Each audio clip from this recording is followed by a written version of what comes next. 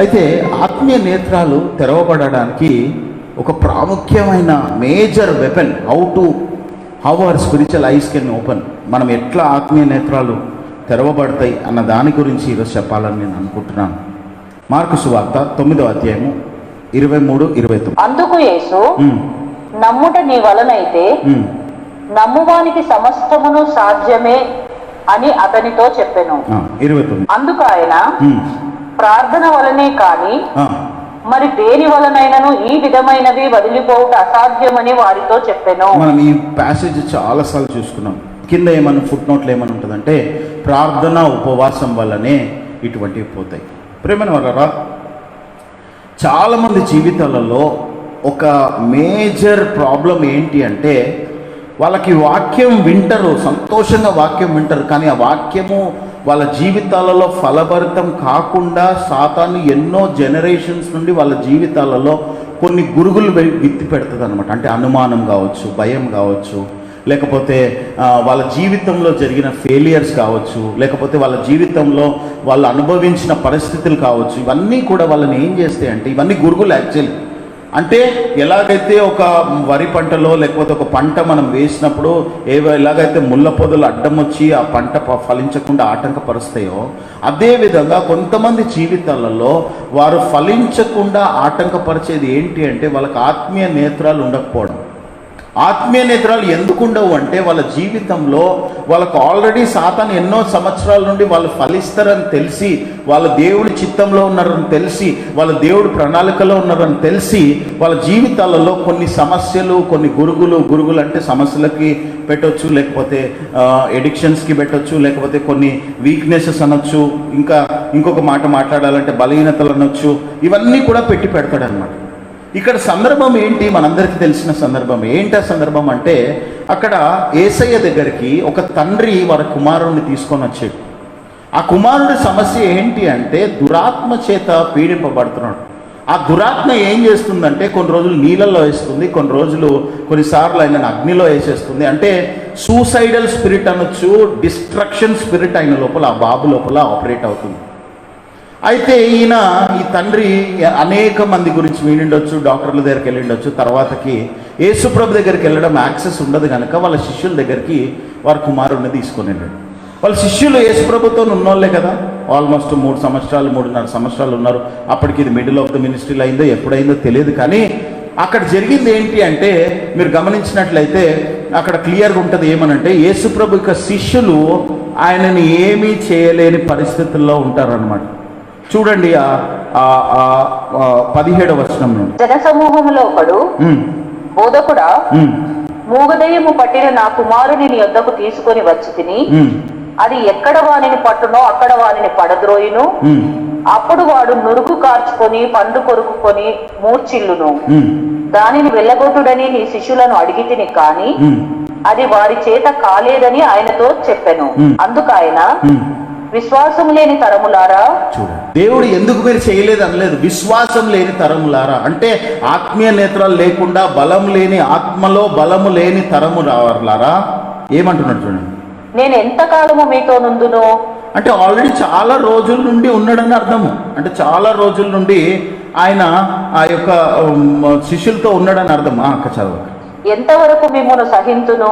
ఈ రోజు ఎంతో మంది విశ్వాసుల జీవితం కూడా ఇదే పరిస్థితిలో ఉంది. సంవత్సరాల నుండి దేవుడు అద్భుతాలు చేస్తున్నాడు, కానీ వీళ్ళకి ఆత్మీయ నేత్రాలు లేకపోయేసరికి మళ్ళీ ప్రాబ్లం రాగానే again they will do the same thing. పోయిన సంవత్సరం నీకు ₹1,00,000 ఇచ్చినా ఈ సంవత్సరంలో నీకు ₹100 అయినందుకు బాధ ఉంటుంది నీకు. పోయిన సంవత్సరంలో దేవుడు ఒక పెద్ద అద్భుతం చేసినా ఈ సంవత్సరంలో దేవుడు ఒక 2 రోజులు లేట్ అయ్యేసరికి అద్భుతము నీకు దుఃఖం స్టార్ట్ అవుతుంది. పోయిన సంవత్సరంలో దేవుడు ఎన్ని మిరకల్స్ చేసినా ఈ సంవత్సరంలో ఈ రోజు నీకు జరగలేదు కనుక నువ్వు బాధపడే పరిస్థితి, కృంగిపోయే పరిస్థితి. అందుకే ఏమంటున్నాడంటే, శిష్యులారా మీతో ఎన్ని రోజులు ఉండాలి నేను అక్కడ ఉన్నది. దాని తర్వాత మళ్ళీ ఇంకా క్లియర్గా చెప్తాడు. ఏమనంటే 17వ వచనంలో ఇంగ్లీష్లో ఏమనంటే, it ceases him, throws him to the ground and flames of అదంతా చాలా విషయాలు చెప్తున్నాడు. దాని తర్వాత ఎంతకాలం మీతో ఉండదను, ఎంతవరకు మిమ్మల్ని సహించును, ఎంతవరకు మిమ్మల్ని సహించును, వానిని నా యుద్ధకు తీసుకొని రండని వారితో చెప్పగా వారు ఆయన యుద్ధకు వానిని తీసుకొని వచ్చిరి. దెయ్యము ఆయనను చూడగానే వాని విలవిలలాడించెను కనుక వాడు నేలపడి నురుగు కార్చుకొనుచు పొరలాడుచుండెను. అప్పుడు ఆయన ఇది వీనికి సంభవించి ఎంతకాలమైనదని వాని తండ్రిని అడుగగా అతడు బాల్యము నుండియే అది వాని నాశనము చేయవలనని తరచుగా అగ్నిలోను నీళ్లలోను పడద్రోయిను. అంటే ఎంత భయంకరమైన వికెట్ స్పిరిట్ ఒక మనిషిని పీడిస్తుందో చూడండి. ఆ వికెట్ స్పిరిట్ ని హ్యాండిల్ చేయడానికి శిష్యులకి కెపాసిటీ లేదు. ఎందుకు కెపాసిటీ లేదు అన్న సబ్జెక్ట్ మీద ఈరోజు మాట్లాడుతున్నాం. కానీ మీరు ఒక్కసారి ఆలోచించండి, మానవులని ఇలాగూ ఆ శిష్యులకేమో అది దాన్ని విడిపించే శక్తి లేదు, ఈ తండ్రికేమో అది ఎందుకు వచ్చిందో తెలియని పరిస్థితి.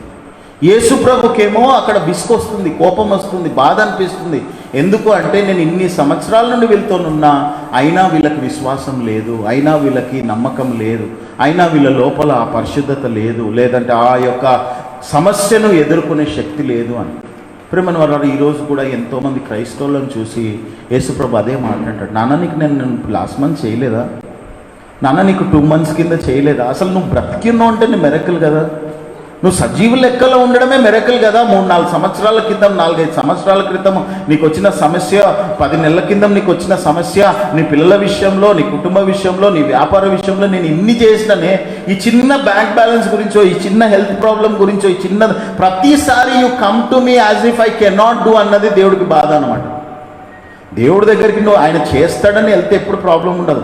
ఆయన దగ్గరికి నువ్వు ఎట్లా వెళ్తావు అంటే నీ జీవితంలో ఆయన దగ్గర నుండి ఏమీ పొందుకోలేదు నువ్వు అన్న ఒక బాధతో, నాకు తప్ప ఇంకా లోకంలో ఎవరికి కష్టాలు లేవు అనే బాధతో ఎప్పుడైతే ప్రభు దగ్గరికి వెళ్తామో ఆయనకు బాధ అనిపిస్తుంది. సో అక్కడ ఏమైంది, ఆయన ఏమంటున్నాడు, ఆ తండ్రి కూడా కృంగిపోతాడు. కృంగిపోయి ఏమంటాడు అంటే, అయ్యా ఇది నీళ్ళలో పడేస్తుంది, అగ్నిలో పడేస్తుంది, ఈ యొక్క డెమెండ్ ఆఫ్ స్పిరిట్ ఇది కేవలం ఇది సామాన్యంగా డెమెండ్ ఆఫ్ కాదు, మూర్ఛ రోగమే కాదు, ఇది అగ్నిలో నీళ్ళలో కూడా పడేస్తుంది ప్రభు అంటే ఏమంటున్నాడు చూడండి. ఏమైనాను నీ వలనైతే మా మీద కనికరపడి మాకు సహాయం చేయమనెను. అందుకు యేసు నమ్ముట నీ వలనైతే నమ్మువానికి సమస్తమును సాధ్యమే అని అతనితో చెప్పాను. అంటే ఆయన విసిగిపోయాడు. మనం కూడా చాలాసార్లు మన జీవితాలలో సమస్యలు తీరనప్పుడు, కష్టము, బాధ, దుఃఖము, మన జీవితంలో కొన్ని పరిస్థితులు అనుకూలంగా లేవు. నేను అంటుంది మీరు తప్పని కాదు, నేను తప్పని కాదు. We are human beings, we are mud and clay. మనము అసలు దేవుడు మన దగ్గర నుండి చాలా గ్రేట్ థింగ్స్ ఎక్స్పెక్ట్ చేయడము అసలు అది సాధ్యం కాదు. ఎందుకు అంటే కొన్నిసార్లు మనం ఆ కెపాసిటీలో ఉండము. ఒక ధనవంతుడు ఒక పేదోడి దగ్గర నుండి ఎక్స్పెక్టేషన్ ఎట్లుంటుంది అంటే, మొన్న ఒక రోజు నేను విన్నాను, చాలా ఇది అట్లనే బట్టి నేను అది ఫేస్బుక్లో ఒక స్టోరీ విన్నాను, చాలా సర్ప్రైజింగ్ ఉన్నది, నిజం కాకపోవచ్చు మోస్ట్లీ. ఒకరోజు రీసెంట్గా ఒక వ్యక్తి కార్లో పోతున్నాడంట, రిచ్ మ్యాన్, చాలా రిచ్ మ్యాన్. ఆ రిచ్ మ్యాన్ కార్లో పోతున్నాడంట. ఆ కార్లో సైడ్కి 2 మనుషులు ఉన్నారంట. ఏంటి అంటే వాళ్ళు ఏం చేస్తున్నారంటే, పేదవాళ్ళు 2 గడ్డి తింటున్నారంట. అరే ఇదేంటి వీళ్ళు గడ్డి తింటున్నారు అని చెప్పి ఆ ధనవంతుడు కారు ఆపిండంట. ఆపి డ్రైవర్ చెప్పిండంట వాళ్ళని పిలిచిందంట. ఎందుకయ్యా మీరు ఎందుకు గడ్డి తింటున్నారంటే, సార్ డబ్బులు లేవు, ఆకలేస్తుంది, కనీసం గడ్డి అయినా తిందామని తింటున్నాను. అయితే ఆయన అన్నాడంట, సరే మీకు నేను ఫుడ్ పెడతాను, మీకు నేను పెడతాను, ఐ విల్ ఫీడ్ యూ, ఇంగ్లీష్లో ఒక వర్డ్ ఉంది, ఐ విల్ ఫీడ్ యూ అని అన్నాడంట. అవునా సార్ మీరు ఫీడ్ చేస్తారా అని చెప్పి, మీరు చాలా గ్రేట్ సార్ అని. కానీ ప్రాబ్లం ఏంటంటే మేము ఒక్కరమే లేము, మేము 2 లేము, మా 2 కుటుంబాలు కూడా ఉన్నాయి సార్, అక్కడ చెట్టు కింద ఉన్నారు వాళ్ళిద్దరు, వాళ్ళ భార్య సరే వాళ్ళని కూడా తీసుకురా, వాళ్ళకు కూడా మనకు చాలా ఫీడ్ చేయడానికి ఉంది రండి అన్నాడు. సో అందరు కలిసి ఆ కారులో ఇరుక్కుంటా కొంచెం దూరం పోయిన తర్వాత ఆయన అన్నాడు, వీళ్ళు అన్నారంట, సార్ మీరు గ్రేట్ సార్, మాకు హెల్ప్ చేస్తున్నారు మీరు అంటే. ఆయన అన్నాడంట, ఏం లేదు, మా ఇంట్లో మా లాన్స్లో అక్కడైతే కొంచెమే గడ్డి ఉంది, ఇక్కడైతే ఒక్కొక్క ఫీట్ గడ్డి ఉంది, మీ అందరికీ సరిపోయేంత ఉంది, ఆ గడ్డిని తినండి అన్నాడు. అంటే ఇది కనికరం చూపించట్లేదు. ఈయన ఏం చేస్తున్నాడు, వాళ్ళ పరిస్థితిని ఉపయోగించుకుంటున్నాడు, వాళ్ళ బలహీనతను ఉపయోగించుకుంటున్నాడు, వాళ్ళకుండే బలహీనతను, వాళ్ళ పరిస్థితిని. సాతాను కూడా సేమ్ థింగ్ చేస్తుంది అనమాట. నీ మీద కనికర పడడానికి వాడికి ఎటువంటి అవకాశం లేదు. వాడు నీకు టెంపరరీగా రిలీఫ్ ఇచ్చినట్టు ఇచ్చి వాడు చేసే పని ఏంటంటే నిన్ను కొత్త బాండేజ్లోకి తీసుకెళ్తాడు అనమాట. అందుకే ఆత్మీయ నేత్రాలు చాలా అవసరం. ఆత్మీయ నేత్రాలు లేకపోతే నువ్వు కృంగిపోయే వ్యక్తి ఉంటే, నువ్వు డల్ అయ్యే వ్యక్తి ఉంటే, నీకు ప్రాబ్లం ఏంటంటే devil will come to you, it will open a new door for you. ఆత్మీయ నేత్రాలు లేకపోతే నీకు జరిగేది ఏంటి అంటే నీ జీవితంలో నువ్వు అక్కడే సన్నగిలిపోయే పరిస్థితి. ఆయన చూడండి, అందులో కూడా ఆయన తెలివి ధనవంతుడు, జ్ఞానం తెలివి ఉపయోగించినారు. ఆ రోడ్డు మీద గడ్డి తినే బదులు మా ఇంట్లో గడ్డి తింటే మొత్తము మా లాన్స్ అంతా మంచిగా అయిపోతాయి కదా అనుకున్నాడంట. ఇటువంటి క్రూరమైన మనుషులున్న లోకంలో మనం బ్రతుకుతున్నాం ప్రియమైన వాళ్ళ. కానీ దేవునికి స్తోత్రము. ప్రభు చెప్తున్న మాట ఏంటంటే ఆయన బంధింపబడిన వారికి విడుదలిస్తాడు. అయితే ఆ బంధకాల నుండి బయటపడడానికి మనకు ఆత్మీయ నేత్రాలు తెరవబడాలి. ఈ తండ్రికి లేదు, ఈ శిష్యులకు కూడా ఆ సిచ్యువేషన్ హ్యాండిల్ చేయడానికి లేదు. అందుకే ఆయన ఏమంటున్నాడు అంటే ఇటువంటివి ఉపవాస ప్రార్థన ద్వారానే పోతాయి. ఈరోజు నీకు భయము, ఆందోళన, చింత ఎందుకు వస్తున్నాయి అంటే ఆల్రెడీ నీ జీవితంలో కొన్ని గురుకులు కొన్ని జనరేషన్స్ నుండి పెట్టిండొచ్చు, నువ్వు తెచ్చుకునే ఉండిండొచ్చు, నీ పితరుల ద్వారా వచ్చినే ఉండించవచ్చు, కొన్ని ఉండిండొచ్చు. కానీ ఎప్పుడైతే నువ్వు నిలకడగా కొన్ని గంటల పాటు దేవుని సన్నిధిలో ఒకటే సబ్జెక్టుని కంటిన్యూస్గా నువ్వు ప్రార్థన చేస్తావో ఈ గురుగులు వెళ్ళిపోయి ఆత్మీయ నేత్రాలు తెరవబడతాయి అన్నమాట. హల్లెలూయా. ఎలాగైతే హాగరు ఇస్మాయిలు కన్నీరు కార్చి ప్రభు దగ్గర మొరపెట్టిన వెంటనే అప్పటి వరకు కనిపించని ఉబుకు నీటి వారికి కనిపించిందో, అదే విధంగా నీ జీవితంలో ఆత్మీయ నేత్రాలు తెరవబడితే కానీ నువ్వు అవిశ్వాసంలో నుండి బయటపడలేవు. నువ్వు చెప్తున్న సిచ్యువేషన్ కరెక్టే, నీకు బ్యాంక్ బ్యాలెన్స్ లేదు, నీకు ఫైనాన్సెస్ లేవు, నీకు హెల్త్ లేదు, నీకు ఫ్యూచర్ గురించి భయం ఉంది, నీ భవిష్యత్తు గురించి భయం ఉంది, ఎన్ని భయాలు ఉన్నాయి, నిజమే. I'm not denying those things.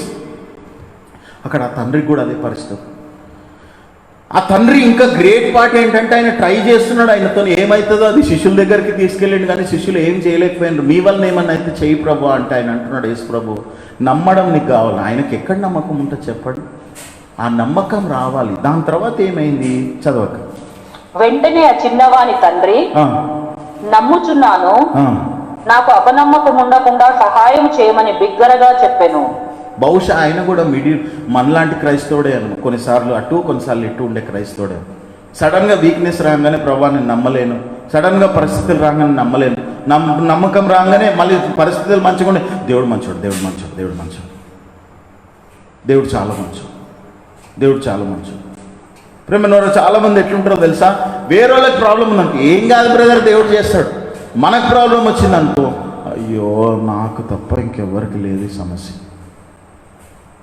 ప్రేమను దాంతో చదువు. జనులు గుంపు కూడి తన యొద్దకు పరిగెత్తుకొని వచ్చుట యేసు చూచి, మూగమైన చెవిటి దయ్యమా వానిని వదిలిపోము, ఇక వానిలో ప్రవేశింపవద్దని నీకు ఆజ్ఞాపించుచున్నానని చెప్పి ఆ అపవిత్రాత్మను గద్దించెను. అప్పుడు అది కేక వేసి వానిని ఎంతో విలవిలలాడించి వదిలిపోయేను. ఇక్కడ ఇంకొక పాయింట్ కూడా మీరు గమనించాలి. ఏ దురాత్మైనా ఏ ప్రాబ్లం అయినా పొయ్యే ముందు విలవిలలాడిస్తుందంట. ఈరోజు చాలా మంది ప్రార్థన చేసిన తర్వాత ప్రభా రేపటి 40 రోజులు, ప్రభా 40 రోజుల నుండి ప్రార్థన చేస్తున్నాయి, ఏం జరుగుతుంది, ఏం జవాబులు వచ్చినాయి, ఏం ప్రాబ్లమ్ సాల్వ్ అయినాయి అంటే పొయ్యే ముందు బాగా విలవిల్లాడిస్తుందంట, అలజడి పెడుతుందంట. నువ్వు అనుకోవచ్చు నిజంగా దేవుడు వింటున్నాడా నా ప్రార్థన, నా జవాబు ఇస్తున్నాడా అని. కానీ పొయ్యే ముందు విలువల్లాడిస్తుందంటే అక్కడ కూడా ఏమైనా ఛాన్స్ ఉందా, మనిషిని చంపేసిపోదామా అని. అట్లనే నీ ప్రార్థనలకు కూడా జవాబు వచ్చే టైంలో నీకు డిస్కరేజ్మెంట్ రావచ్చు, నీ ప్రార్థనలకు జవాబు వచ్చే టైంలో నువ్వు గ్రంబుల్ చేయడం స్టార్ట్ చేయొచ్చు, నీ ప్రార్థనలకు జవాబు వచ్చే టైంలో నువ్వు విశ్వాసం వదిలేసిపోవచ్చు, నీ ప్రార్థనలకు జవాబు వచ్చే టైంలో నీవు దేవుని యొక్క కృపను పొందుకోకుండా ఆగిపోవచ్చు. నేను అప్పుడు ఆ ఎగ్జాంపుల్ చెప్తాను కదా, ఎన్నో రోజుల నుండి ఆ మ్యారీడ్ కపుల్ ప్రార్థన చేస్తున్నారంటే పిల్లల గురించి ప్రార్థన చేస్తున్నారు. Sunday every Sunday they were going to church, but one day because of discouragement that lady and husband did not come to the church. అదే రోజు దేవుని దూత ఒక చిన్న బేబీని పట్టుకొని ఎంట్రన్స్ దగ్గర నిలబడి ఉందంట. అంటే స్పిరిచువల్గా, అంటే ఫిజికల్, ఆత్మీయ నేత్రాలు పాస్టర్కు ఉన్నాయి కనుక ఎవరి గురించో దేవుడు ఒక గిఫ్ట్ పంపించిండు, బేబీ అనే గిఫ్ట్ అని అన్నాడంట. బిగినింగ్ స్టార్ట్ అయిందంటే, సర్వీస్ స్టార్ట్ అయినప్పుడు చెప్పిండంట పాస్టర్, ఏదో గేట్ దగ్గర నాకు ఏంజిల్ కనిపిస్తుంది, వెయిట్ చేస్తుంది ఎవరి కోసమో అని. అట్లనే ఉందంట ఏంజిల్, అట్లనే ఉందంట. సర్వీస్ అంతా అయిపోయిందంట. పాస్టర్ మళ్ళీ చెప్పిండంట సర్వీస్ అంతా అయిపోయిన తర్వాత, అయిపోయి వెళ్ళిపోతున్న టైంలో పాస్టర్ చూసిందంటే ఏంటి అంటే, ఒక యంగ్ కపుల్కి ఆ బేబీని ఇచ్చేసి వెళ్ళిపోయిందంట. యాక్చువల్లీ ఆ బేబీ ఎవరి కోసం? యాక్చువల్లీ ఎన్నో సంవత్సరాల నుండి ప్రార్థన చేస్తున్న ఆ కుటుంబం గురించి. వాళ్ళు ఆ రోజు డిస్కరేజ్మెంట్కి రాలేదు చర్చ్కి. ఏమైంది? Somebody else stole the blessing. ఎన్నోసార్లు మన జీవితాలలో డైవర్ట్ చేయడానికి లాస్ట్ మూమెంట్లో ఇట్ విల్ ట్రై టు విలువలాడించడానికి ట్రై చేస్తాం. అయితే ఇవన్నిట్లో నుండి బయటపడాలంటే మేజర్ వెపన్ యేసు ప్రభు చెప్తున్నాడు. 28 వచనం చదవాలి. అంతటా వాడు చచ్చిన వాడి వలె ఉండెను కనుక అనేకులు వాడు చనిపోయాననిరి. అయితే యేసు వాని చెయ్యి పట్టి వాని లేవనెత్తగా వాడు నిలవబడెను. ఆయన ఇంటిలోనికి వెళ్ళిన తరువాత ఆయన శిష్యులు మేమెందుకు ఆ దయ్యమును వెళ్ళగెట్టలేకపోతిమని ఏకాంతమున ఆయనను అడిగిరి. అందుకు ఆయన, ప్రార్థన వలననే కాని మరి దేని వలనైనను ఈ విధమైనవి వదిలిపోవుట అసాధ్యమని వారితో చెప్పెను. చాలా సార్లు మన స్వబుద్ధిని ఆధారం చేసుకున్నప్పుడు జరిగేది ఏంటో తెలుసా? కంటిన్యూల్ గైడెన్స్ లేకపోతే ప్రాబ్లమ్ సాల్వ్ కావు. అట్లనే ప్రియమైన వారా, మన జీవితాలలో పాపం శిష్యులు కూడా వాళ్ళ జీవితంలో ఏమనుకుని ఉండొచ్చు అంటే, దేవుడితో ఉంటున్నాం కదా, మాకు హోలీనెస్ లేకపోయినా, మేము ప్రార్థన చేయకపోయినా కానీ కూడా మాకు జవాబులు వస్తాయి అని అనుకుని ఉండొచ్చు. కానీ దేవుడు ఏమంటున్నాడు? ఇటువంటివి ఉపవాస ప్రార్థన ఉండాలా, ఉపవాసం ఉండాలి. అదే విధంగా మనం కూడా ఇండివిజువల్గా ఏ బ్యాటిల్ గెలవలేమో, సంఘంతో ఉంటేనే గెలుస్తాము, మెంటర్ కింద ఉంటేనే గెలుస్తాము, పాస్టర్ గైడెన్స్లోనే గెలుస్తాము. ఈ విషయము మనకు డిఎన్ఏలో నాటుకుపోవాలి, అప్పుడే మనం బ్లెస్ అవుతాం. ప్రేమైన వర్రా, బైబిల్లో చూడండి, యేసుప్రభు ఎప్పుడు ఒక్కరిని పంపించాలి, ఇద్దరిద్దరుగా పంపించండి. ఎప్పుడు కూడా దేవుడి వాక్యం సెలవిస్తుంది, ఇద్దరు ఏకీభవించి ఏది అడుగుతుంది అది ఇస్తాను. ఇద్దరు ముగ్గురు నా నామంలో ఎక్కడ కూడా ఉంటే అక్కడ. అంటే there is always a connection, human కనెక్షన్ని దేవుడు పెడతాడు ఎప్పుడు, so that you will not stumble and fall. అయితే ఇక్కడ నేను చెప్పాలనుకుంటున్న మెసేజ్ ఏంటి అంటే, నీవు గనక కరువు కాలంలో అబండెన్స్లో నువ్వు ఉండాలి అంటే నీకు కావాల్సింది ఏంటి అంటే ఆత్మీయ నేత్రాలు తెరవబడడం. ఆత్మీయ నేత్రాలు తెరవబడడం ఎలాగ జరుగుతుంది అంటే, నీకు రెగ్యులర్గా ఉపవాసము చేసే అలవాటు ఉంటేనే. ఎందుకంటే ప్రియమైన వాళ్ళ, కొన్ని దురాత్మలు ఉపవాసానికే వింటవి. కొన్ని మన లోపలున్న శరీర క్రియలు ఏవైతే గలతీ 5వ అధ్యాయము 19వ వచనం నుండి 21వ వచనం వరకు చెప్పబడిన శరీర క్రియలు ఉన్నాయి చూడండి, దేవుడి కార్యాలను నెరవేర్చకుండా. ఏంటి ఆ శరీర క్రియలు? చూడక గలతీ 5వ అధ్యాయం 19వ వచనం నుండి, శరీర కార్యములు స్పష్టమై ఉన్నవి. అవేవనగా జారత్వము, అపవిత్రత, కామకత్వము, విగ్రహారాధన, ఏమనుందక అభిచారము, ద్వేషములు, కలహము, మత్సరములు, క్రోధములు, కక్షలు, భేదములు, విమతములు, అసూయలు, మత్తతలు, అల్లరితో కూడిన ఆటపాటలు మొదలైనవి. వీటిని గురించి నేను మునుపు చెప్పిన ప్రకారము ఇట్టి వాటిని చేయువారు దేవుని రాజ్యమును స్వతంత్రించుకొనరని మీతో స్పష్టముగా చెప్పుచున్నాను. ఇంగ్లీష్లో ఏమనుందంటే, hatred, witchcraft, debauchery, idolatry, discord, jealousy, fits of rage, self ambition, fictions, envy, drunkenness, orgies, dissensions. ఇవన్నీ వర్డ్స్కి మీరు మీనింగ్స్ వెళ్ళి చదువుకోండి. మన లోపల ప్రభువులో ఉన్నప్పటికీ కూడా కొన్ని ఏరియాస్, అన్నిట్లో కాకపోయినా కొన్ని మన లోపల కూడా సాతాను మన బాల్య దినాల్లో నుండి ఇవన్నీ పెడతాడు. ఇవి దేవుడి యొక్క కార్యములను, ఆత్మీయ నేత్రములు తెరవకుండా ఆపేవి ఇవే అన్నమాట మేజర్గా. ఇవి ఉన్నోళ్ళంట దేవుని రాజ్యాన్ని స్వతంత్రించుకోరంట. దేవుని రాజ్యంలో స్వతంత్రించుకోరు అని ఉంది, దేవుని రాజ్యంలో వెళ్ళరు అనలేదు. ఇంగ్లీష్లో చూడండి, they will not inherit the Kingdom of God. Please understand, inherit వేరే, దేవుని రాజ్యం చేరడం వేరే. పాల్ అక్కడ ఏమంటున్నాడు తెలుసా? పరలోకంలో జరుగుతున్నట్టు భూలోకంలో కూడా నీకు జరగాలి. ఇన్హెరిట్ అంటే దేవుని రాజ్యం యొక్క దీవెనలు వీళ్ళు పొందుకోలేరు, దేవుని రాజ్యం యొక్క స్వభావము వీళ్ళు పొందుకోలేరు. దేవుని రాజ్యం ఏంటి? సంతోషం, సమాధానము, పరిశుద్ధాత్మలో ఆనందం. ఇవి వీళ్ళ జీవితాలలో వాళ్ళు గమనించారంట. అవి అందుకే దేవుడు అందుకే యేసుప్రభు ఏమంటున్నాడంటే, మీ జీవితాలలో కొన్ని అన్వాంటెడ్ థింగ్స్ పోవాలి అంటే, స్టబ్బర్న్ ప్రాబ్లమ్స్ పోవాలంటే, ఆత్మీయ నేత్రాలు కావాలి అంటే మీకు ఉపవాస ప్రార్థన అవసరం. ప్రేమను వల్ల నేను మళ్ళీ చెప్తున్నాను, ఉట్టి ఉపవాసం నేను చెప్పట్లేదు, ఉపవాసము ప్రార్థన, ఇవి రెండు. ఒక ట్రైన్ నడవాలంటే ఎలాగైతే రెండు ఉండాలో, ప్రార్థన ఉండాలా, ఉపవాసం ఉండాలి. ఉపవాసం ఎందుకు అంటే దేవుడి దగ్గర తగ్గించుకోవడం. ఇంగ్లీష్లో యాక్చువల్లీ ఫాస్టింగ్ అనే వర్డ్కి మళ్ళీ మీరు రూట్ కాజ్కి వెళ్తే, సెకండ్ క్రానికల్ 7:14 కూడా, నా పేరు పెట్టబడిన నా జనులు తగ్గించుకొని, తమను తాము తగ్గించుకొని, అంటే నీ వల్ల కాదు, ఇది నీ శక్తి వల్ల కాదు, నువ్వు సంపాదించి అప్పులు కట్టుకోలేవు, నువ్వు డిస్కరేజ్ అవ్వడం ద్వారా నువ్వు ఏమీ పొందుకోలేవు, నువ్వు చింతించడం ద్వారా మూరడు పెరగలేవు, ఒక్క ఎంట్రుక కూడా తెల్లది నల్లది తెల్లగా చేసుకోలేవు, హెయిర్ టై పెట్టుకుంటే చేయొచ్చు అని నువ్వు ఎప్పుడైతే అర్థం చేసుకుంటావో, నువ్వు చేసే పని ఏంటి అంటే దేవుని యొక్క కృప గురించి ప్రార్థన చేస్తుంటావు, ఉపవాసం చేస్తుంటావు.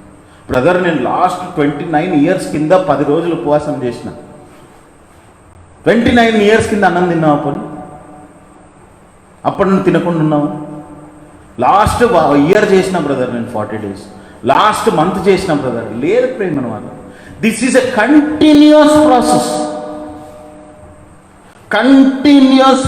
పాల్ ఏమంటాడంటే, ఉపవాసాలు ఎన్నిసార్లు చేసినానో నాకే తెలియదు. పేదరికంలో ఉన్నాను, ఉపవాసంలో ఉన్నాను, దరిద్రతలో ఉన్నాను, కష్టంలో ఉన్నాను, అపాయంలో ఉన్నాను. ఉపాయం లేనివాడని కాదు, ఎన్ని మార్లు నేను ఎన్ని రకాల సఫరింగ్స్ గుండా వెళ్ళానో చూడండి. పాల్ గురించి చదువుదాం మనము. 2 Corinthians 11:22-23. వారు హెబ్రీయుల, నేనును హెబ్రీయుడనే. వారు ఇశ్రాయేలీయుల, నేనును ఇశ్రాయేలీయులనే. వారు అబ్రహాము సంతానమా, నేనును అట్టివాడనే. వారు క్రీస్తు పరిచారకుల, వెర్రివాని వలె మాట్లాడుచున్నాను. నేనును మరి ఎక్కువగా క్రీస్తు పరిచారకుడను, మరి విశేషంగా ప్రయాసపడ్డాడు. అంటే ప్రేమను వారు దేవుని యొక్క రాజ్యాన్ని ఇన్హెరిట్ చేసుకోవడానికి ఫ్లెష్ మనకు కోఆపరేట్ చేయదు కొన్నిసార్లు. ఎందుకంటే ఈ ఫ్లెష్లో మనకు ఎన్నో జనరేషన్స్ నుండి మనం కరప్ట్ అయిపోయి ఉన్నాం. అందుకే కీర్తనకారుడు ఏమంటాడంటే, నేను తల్లి గర్భంలో నుండే నేను పాపిని. అంటే ఆ పాపపు స్వభావం ఉంది కనుకనే ప్రార్థన, ఉపవాసం చాలా అవసరము. మీకు అర్థమవుతుందా లేదా? మీకు అర్థమవుతుందంటే కొంచెం ఎస్ అని కొట్టండి, అర్థమవుతుంది అంటే. ఎందుకంటే I want to know how you are able to understand this. So కాబట్టి ఇక్కడ నేను చెప్పాలనుకుంటున్నది ఏంటి అంటే, నీకు ఆత్మీయ నేత్రాలు తెరవబడట్లేదు అంటే నువ్వు కృంగిపోవాల్సిన అవసరం లేదు, ఇంకా ఎక్కువ ప్రార్థన చేయాలని అర్థం. నీకు పరిస్థితులు మారట్లేదు అంటే ఏంటి అర్థం అంటే ప్రార్థన ఎక్కువ చేయాలని అర్థం. నీకు ఇంకా నీ జీవితంలో బ్యాంక్ బ్యాలెన్స్ పెరగట్లేదు అంటే ఉపవాసం చేయాలని అర్థం. ఆత్మీయ నేత్రాలు తెరవబడట్లేదు, ఆత్మీయ నేత్రాలు తెరవబడకపోయేసరికి ప్రతిరోజు ఎన్నిసార్లు దేవుడు అద్భుతం చేసినా మళ్ళీ డిస్కరేజ్మెంట్ వస్తుందంటే ప్రార్థన ఇంకా అవసరం, ఆత్మీయ నేత్రాలు తెరవబడడం అవసరం. ఆత్మీయ నేత్రాలు తెరవబడాలంటే ప్రార్థన, ఉపవాసం పెంచడం అవసరము. ఇది చెయ్యకపోతే ప్రేమైన వాళ్ళరా మీకు కష్టం అవుతుంది. దాని తర్వాత చదవండి అక్క. మరి విశేషంగా ప్రయాసపడితిని, మరి అనేక పర్యాయములు చెరసాలలో ఉంటిని. పాల్ లాగా నువ్వు చెరసాలకు వెళ్ళాల్సిన అవసరం లేదు, కానీ పాల్ లాగా నువ్వు చెరసాలకు వెళ్ళలేదు. పాల్ కాలింగ్ వేరే కాబట్టి ఆయన చెరసాలకు వెళ్ళాడు. నువ్వు చెరసాలలో నువ్వు పెట్టుకొని ప్రార్థన చేయాల్సిన అవసరం ఉంది. మీకు అర్థమవుతుందా? మీ శరీర క్రియలు మిమ్మల్ని ఆపకుండా, మీకు భయాలు ప్రతిరోజు 6 నెలల కింద పాస్టర్ ప్రార్థన చేసిండు, అద్భుతం జరిగింది, ఓ వండర్ఫుల్, ఆమెకు జరుగుతుంది. కొంతమందికి ఏం బాధ ఉంటుంది తెలుసు, ఆమెకే అవుతున్నాయి మాకు అవ్వట్లేదు అని. ఎంత ఇల్లాజిక్ అది. ఆమె ప్రార్థన చేస్తుందో, ఆమె అద్భుతం చేస్తుందో, ఆయన ప్రార్థన చేస్తుండో, ఆయన ఏం చేస్తుండో చూసి దాన్ని బట్టి నేర్చుకొని మనం కూడా అది చేస్తే అవుతాయి కదా. అంటే సాతాను ఏ విధంగా మనుషులను భ్రమపరుస్తుందో చూడండి. కానీ నేను వాక్యం ఉన్నట్టుగా చెప్పడం నాకు అలవాటు కనుక ఈరోజు నేను మీతో మాట్లాడుతూ చెప్తున్నాను. ఏమని అంటే, you don't worry that you are not getting finances, you worry that you don't have spiritual eyes. మళ్ళీ చెప్తున్నాను చూడండి, మీకు ఆర్థికంగా జవాబులు రావట్లేదని బాధపడకండి. ఆర్థికంగా జవాబులు రాకుండా ఉండడానికి కారణమైన ఆత్మీయ నేత్రాలు తెరవబడకపోవడాన్ని బట్టి బాధపడండి. ఎందుకో తెలుసా, పోరాటం ఏం జరుగుతుందో మీకు తెలియకపోతే మీకు ఎట్లా వస్తాయి డబ్బులు?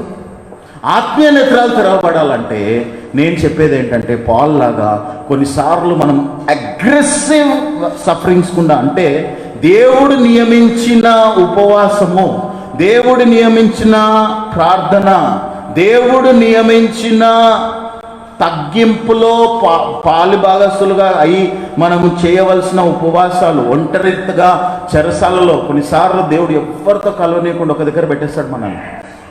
చాలాసార్లు అనిపిస్తుంది ఎందుకు అలా చేస్తున్నాడు దేవుడు. అలాగే ఎందుకు చేస్తున్నాడు అంటే, అప్పుడు కానీ నీ ఆత్మీయ నేత్రాలు తెరవబడవు.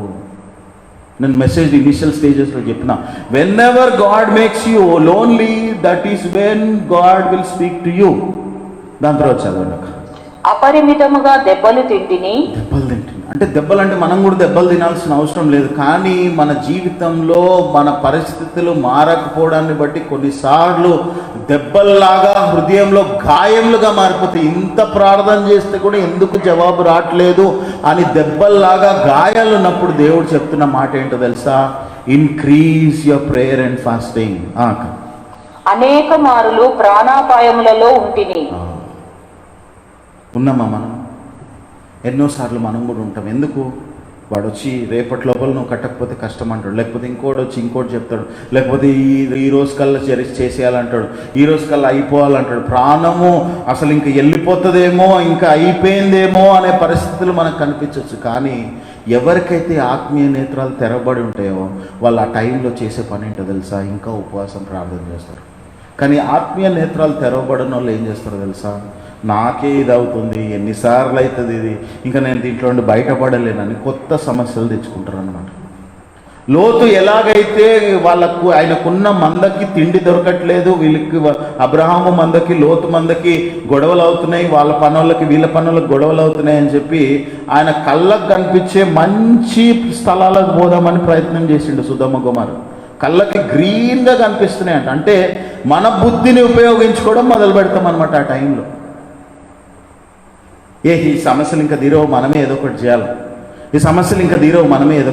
దేవుడేమో నిన్ను ఒక దగ్గర కూర్చోబెట్టి నీవు ప్రార్థన చేసి యాకోబులాగా దేవుని దగ్గర ఆశీర్వాదం పొందుకోవాలని దేవుడు ప్రయత్నం చేసి, ఆత్మీయ నేత్రాలు తెరవాలని దేవుడు ప్రయత్నం చేస్తూ, నిన్ను ఒక మార్గంలోకి నడిపించాలని దేవుడు ప్రయత్నం చేస్తూ ఉంటే, మనమేమో కృంగుదల, నిస్పృహ, లైవ్లోకి రాకుండా డిస్కరేజ్ అయిపోయి, ఇంకా అయిపోయింది, నాకు నా బ్యాలెన్స్ లేదు, నాకు డబ్బులు లేవు, ఈ నెల నేను మునిగిపోతాను. నథింగ్. ప్రేమైన వాళ్ళరా, పాల్ లాగా కొన్నిసార్లు నియమింపబడిన కష్టాల గుండా మనం వెళ్ళాల్సి వచ్చినా దేవుడు చెప్తున్న మాట ఏంటంటే, అవన్నీ తుదకు మనకు మేలు కొరకే జరుగుతాయి. తర్వాత చదవక. యూదుల చేత 5 మారులు ఒకటి తక్కువ 40 దెబ్బలు తింటిని. యేసు ప్రభువే 39 కొరడ దెబ్బలు తిన్నాడు, కానీ ఈయన 5 సార్లు 39 కొరడ దెబ్బలు తిన్నాడు. అంటే యేసు ప్రభుకి 4 times ఎక్కువ అయిన వ్యాలీ గుండా పోవాల్సి వచ్చింది. నువ్వు అనొచ్చు, బ్రదర్ మనం కూడా అట్లా వెళ్ళాలి. ఆ ఏరియాలో వెళ్ళమేమో, ఒక్కొక్కరికి ఒక్కొక్క ఏరియా ఉంటుంది, ఒక్కొక్కరికి ఒక్కొక్క ఏరియా ఉంటుంది. ఆ ఏరియాలో నువ్వు వెళ్తుండొచ్చు. ఒకరికి డబ్బులు ఇస్తాడు దేవుడు, ఆ డబ్బుల ఏరియాలో వాళ్ళు ఆల్రెడీ విక్టరీ ఉంటుంది, కానీ డబ్బులను ఎట్లా ఉపయోగించాలో తెలిసే విక్టరీ ఉండదు. కొంతమందికి హెల్త్ ఇస్తాడు, కానీ హెల్త్లో ఎలాగ ముందుకెళ్ళాలో తెలియని పరిస్థితి. కొంతమందికి పిల్లలు ఇస్తాడు, కొంతమందికి పిల్లలు ఉండవు. అంటే ఒక్కొక్క ఏరియాలో సాతాను వాళ్ళని బంధించి, వాళ్ళని విలవిల్లాడిపించి, వాళ్ళని ఆశీర్వదింపబడకుండా వాళ్ళని వణికిపించేటట్టు చేస్తుంటాడు అనమాట. కానీ ఆత్మీయ నేత్రాలు ఉన్న వ్యక్తి ఏం చేస్తాడో తెలుసా, ఉపవాసము, ప్రార్థన. ఉపవాసము ప్రార్థన, ఉపవాసము ప్రార్థన. సమస్యలు వస్తున్నాయి అంటే మళ్ళీ ఉపవాసం ప్రార్థన. డిస్కరేజ్మెంట్ వస్తుంది, ఉపవాసం ప్రార్థన. ఫెయిలియర్ వస్తుంది, ఉపవాసం ప్రార్థన. ఎందుకో తెలుసా ప్రేమనలా? There is no substitute. This kind will go only through prayer and fasting. పక్కన ఉన్న వాళ్ళకి చెప్పండి, దిస్ కైండ్, ఇటువంటివి ఉపవాస ప్రార్థన ద్వారానే పోతవి. నువ్వు ట్రై చేయి, బయటికి వెళ్ళి ట్రై చేయి, ప్రార్థన ఆపేసి ట్రై చేయి. ఉన్నదానికంటే పొయ్యిలో నుండి పెన్నంలో నుండి పొయ్యిలో పడే పరిస్థితి వస్తుంది. ఎంతోమందిని చూసినాను. They went outside, they tried all their tricks, then they came back and said, sorry brother, we could not handle outside, please help us to pray again. Instead of starting after 10 years, ఒక పాట ఉంటుంది, నాకు బలం ఉన్నంత వరకు నేను చేయలేదు సేవ. ప్రేమనోడు అట్లాంటి పరిస్థితి కాదు. దేవుడు ఏమంటున్నాడంటే, నీ జీవితంలో, నా జీవితంలో ఆత్మీయ నేత్రాలు తెరవబడట్లేదు.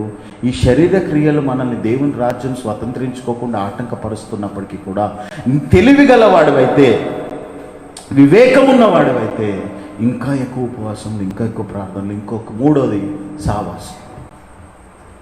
ఉపవాసము, ప్రార్థన, సావాసం. ఎప్పుడైతే వీటిలోకి మనం వెళ్ళడం మొదలు పెడతామో శరీర క్రియలు మనం ఆపలేము. సాతాను కూడా తెలిసిపోతుంది, అరే ఈ క్యాండిడేట్ని మనం ఎంత టార్చర్ పెడితే అంత ఎక్కువ ప్రేయర్ చేస్తున్నాడు, ఎంత టార్చర్ పెడితే అంత ఎక్కువ ఫాస్టింగ్ చేస్తున్నాడు, ఎంత టార్చర్ పెడితే అంత ఎక్కువ వర్షిప్ చేస్తున్నాడు, కాబట్టి ఇంకా వీటితో పని లేదు, ఇంకా ముళ్ళె చదువుకొని వెళ్ళిపోతాడు వాడు. Because he knows the man who is righteous are bold like lion. నీతిమంతులు సింహము బలే ధైర్యంగా ఉంటారని బైబిల్ సెలవిస్తుంది. Righteous are bold like lion. So కాబట్టి ప్రేమన్న లైన్ని మీరు గద్దించండి, రివర్స్ వచ్చి పెడుతుంది ఒకటి దెబ్బ. అట్లనే నీవు కూడా సింహములాగా బలవంతుడివి కావాలంటే నీ జీవితంలో ప్రార్థన, విశ్వాసం అన్నది పెరగాలి. బ్రదర్ లాస్ట్ మంత్ చేసిన బ్రదర్, మొన్నటి వరకు పార్సల్ చేసిన ఫుల్ చేయి బ్రదర్, ఫుల్ కూడా చేసిన బ్రదర్ 7 days డ్రై ఫాస్ట్ చేయి. అంత ఈజీగా చెప్తున్నాను. మీకు ఏం తెలుసు బ్రదర్ అంటే, ప్రేమన్న నేను చేస్తా కాబట్టి చెప్తున్నాను. నేను కూడా పాల్ లాగా బోస్ట్ చేసి ఇన్నిసార్లు చేసినాను, కానీ నాకు అవసరం లేదు. Right now what I'm trying to say is that each of you should understand, ఈ ఎండ్ టైమ్స్లో సాతాను డిస్కరేజ్మెంట్, డిసప్పాయింట్మెంట్, ఫెయిలియర్స్, వీక్నెస్, అనవసరమైన తలనొప్పులు తేయడానికి ప్రయత్నం చేస్తున్నా. దేవుని రాజ్యాన్ని స్వతంత్రించుకోవాలంటే మనము యేసు ప్రభు శిష్యుల్లాగా సమస్యలు వచ్చినప్పుడు వాటిని హ్యాండిల్ చేయలేక యేసు ప్రభు దగ్గరికి కూడా తీసుకురానియకుండా ఆపే పరిస్థితి కాకుండా మనం చేయాల్సింది ఏంటంటే, we should inherit the Kingdom of God with the help of prayer and fasting. This kind will go only through prayer and fasting. ఇన్ని రోజులు మీరు చేసిండ్రు, లాస్ట్ మంత్ నుండి నేను చేయమని చెప్తున్నాను, చేసిర్రు. వీలైతే ఫుల్ చేయడం, 24 hours చేయడం మొదలుపెట్టండి. మజ్జిగతో చేయడం మొదలుపెట్టండి. 7 days మజ్జిగతో చేయడం మొదలుపెట్టండి. వీలైతే డ్రై ఫాస్ట్ చేయడం మొదలుపెట్టండి. 1 day డ్రై ఫాస్ట్ చేయండి, 2 days డ్రై ఫాస్ట్ చేయండి, 3 days డ్రై ఫాస్ట్ చేయండి. కొన్ని పద్ధతులు ఉన్నాయి, 3 రోజులు డ్రై ఫాస్ట్ చేయొచ్చు. లేదు బ్రదర్ అవన్నీ చేయలేను, 2 గంటలు ప్రార్థన చేస్తున్నా, 5 గంటలు ప్రార్థన చేయి, ఫాస్టింగ్ చేయని అవసరం లేదు, కనీసం 5 hours ప్రేయర్ చేయి. ఒకటే point, but there is no substitute to all these things. దేవుని రాజ్యంలో మనం ఏది పొందుకోవాలన్నా ప్రేమన వలన ఇటువంటివి ఉపవాస, ప్రార్థన, సహవాసం ద్వారానే పోతాయి. నేను యాడ్ చేస్తున్న సహవాసం ఎందుకంటే ప్రేమన వలన నేను నేర్చుకున్న సూత్రం ఏంటంటే, ఈ లోకంలో ఏదైనా ఆగిపోవచ్చు, కానీ దేవుడి మీద ఎవరైతే ఆధారపడి ప్రార్థన చేస్తారో, దేవుడి మీద ఎవరైతే ఆధారపడి ఉపవాసం చేస్తారో, ఎన్నోసార్లు చెప్పిన ఈ లోకంలోనే ఉట్టి ఉపవాసం అనే వెపన్ ఉపయోగిస్తే రాజ్యాలు చెరల్లో నుండి బయటికి వచ్చినాయి. నీవు దేవుడిని తెలిసిన వ్యక్తివి, నీవు ఉపవాసం చేస్తే ఏం జరుగుతుందో ఆలోచించండి.